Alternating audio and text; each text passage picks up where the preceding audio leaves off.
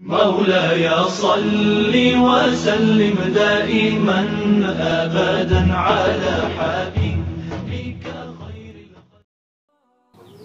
Dalam akidah ahlu sunnah wal jamaah, kita meyakini adanya mukjizat bagi para nabi, dan begitu pula karamah bagi para kekasih Allah, atau biasa kita sebut para wali-wali Allah. Tokoh yang akan kita bicarakan kali ini sudah tidak asing lagi di telinga para muhibbin Indonesia, khususnya para santri Bogor Pesantren Al-Asyiriyah Nurul Iman Parung Bogor. Habib Sagaf bin Mahdi bin Syekh Abu Bakar bin Salim merupakan putra asli Nusa Tenggara Barat yang lahir di Kabupaten Dompu, Provinsi Nusa Tenggara Barat pada tanggal 15 Agustus tahun 1945 atau 2 hari menjelang kemerdekaan Republik Indonesia.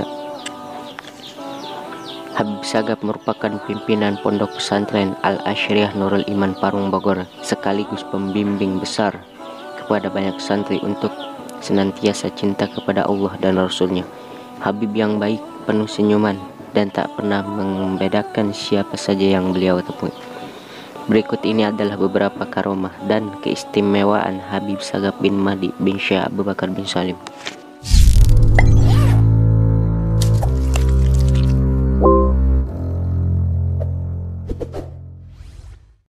Number 1. Meneriaki iblis.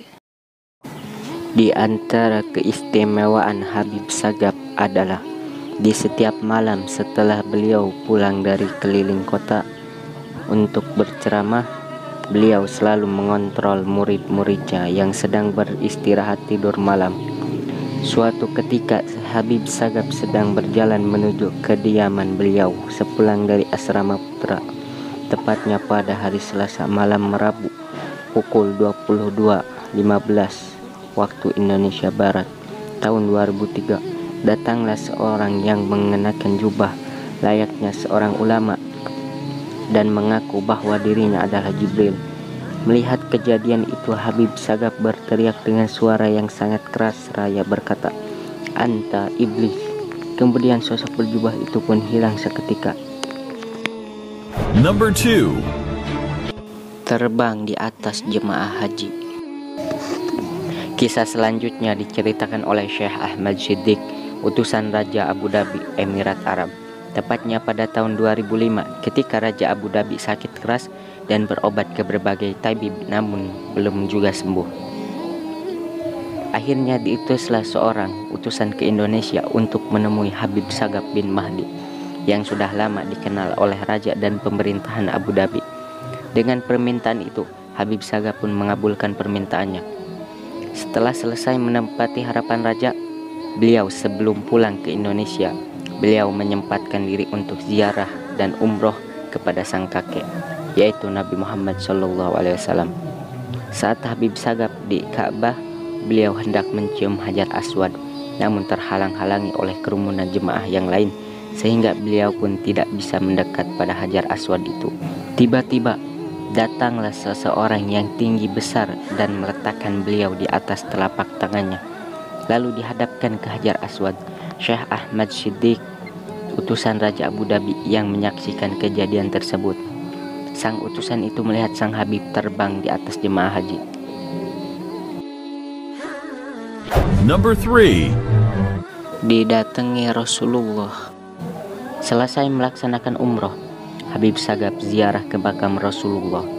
Ketika beliau mendekati dinding kubur Rasulullah, beliau mengulurkan sorbannya untuk mengharap keberkahan Nabi. Melihat hal ini, sang opsir penjaga Mutahawi menyeret beliau sambil berteriak, "Bid'ah!" Lalu Habib Sagaf dipukuli oleh opsir tersebut. Tiba-tiba keluarlah Rasulullah SAW dari arah dinding kubur yang disaksikan oleh semua jemaah yang hadir waktu itu. Rasulullah menampakkan nurnya yang menyelimuti Habib Sagaf. Kemudian Rasulullah mengulurkan tangannya seraya bersabda, "Sagaf, masuklah bersamaku." Dengan tawadu, Habib Sagaf menjawab, "Cukup di sini ya Rasulullah, supaya sama dengan yang lainnya. Saya berharap syafaatmu ya Rasulullah." Kemudian Rasulullah menjawab, "Aku beri syafaat padamu wahai cucuku." Number 4. Menjadi sahabatnya Gus Dur. Habib yang selalu identik dengan sorban di kepalanya ini memang dekat dengan almarhum Kiai Haji Abdurrahman Wahid. Dalam sebuah kesempatan eksklusif dengan almarhum pada pertengahan Ramadan tahun 1431 Hijriah, terlebih tepatnya 2010 lalu, Al-Habib Sagap berkisah kepada Wiwit RF dan Alam Syah M. Ja'far dari Wahid Institute mengenai banyak hal, mulai dari awal merintis pondok pesantren di Desa Warung Jaya, Parung, Bogor, termasuk kisah kedekatannya dengan mantan Presiden Republik Indonesia, yaitu Kiai Haji Abdurrahman Wahid. Menurut ceritanya, sekitar tahun 2006 Gus Dur divonis mengalami gangguan ginjal sehingga harus menjalani cuci darah secara rutin. Pada kali pertama menjalani cuci darah, keluarga sempat menjemput Habib Sagap di Parung demi membujuk Gus Dur yang bandel tidak mau menjalani cuci darah. "Habib, saya minta tolong untuk menasehati Gus Dur," kata Yeni Wahid, putri kedua Gus Dur. Permintaan tersebut diamini Habib Sagap. Ia langsung datang ke rumah Gus Dur di Ciganjur. Anehnya, belum sempat mengutarakan niatnya untuk membujuk Gus Dur malah sudah tahu salah satu misi Habib Sagap adalah membujuk dirinya agar mau cuci darah. Alhasil, bujukan Habib akhirnya berhasil dan Gus Dur pun mau menjalani cuci darah. Habib Sagap bin Mahdi bin Syekh Abu Bakar bin Salim meninggal dunia pada tanggal 12 November tahun 2010 pada tanggal 5 Zulhijjah tahun 1931 Hijriah pada pagi hari pukul 9:15 waktu Indonesia Barat. Makamnya terletak di pondok pesantren dirinya sendiri, yakni Pondok Pesantren Al-Asyriyah Nurul Iman Parung, Bogor. Mungkin itulah sedikit dari banyak kisah dan karomah Syekh Al-Habib Sagap yang tidak bisa saya ceritakan semuanya. Dan semoga video ini bermanfaat untuk kita semua. Wallahu a'lam bishawab. Mungkin cukup sekian video hari ini. Wassalamualaikum warahmatullahi wabarakatuh.